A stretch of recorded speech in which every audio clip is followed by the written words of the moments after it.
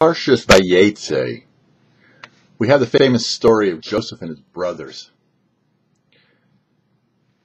As Joseph is in Egypt, he's accosted by his master's wife and winds up in jail. It says that her intentions were to serve heaven. She asked her astrologers to tell her what's doing, and they said that you're going to have children from Vayeshev. But we don't know if it's from you or from your daughter. So she figured she'd try to see if it's from her. It didn't go, obviously. Joseph wound up in jail. The next deal was then that she did behind the scenes was to get Joseph put into jail. Because normally under certain circumstances like this, an attempted seduction of a slave to a noblewoman, the punishment would be death.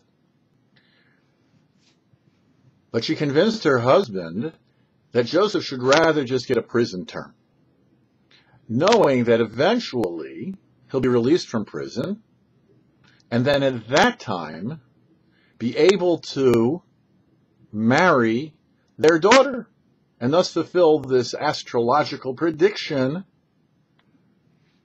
of having children with the daughter. We don't run our lives by astrological predictions.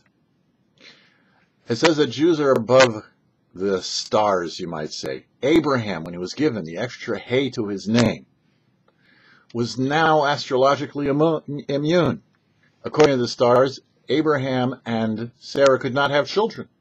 But the Almighty took him beyond that. And indeed, we as his progeny, the result of that overcoming of the norms of nature,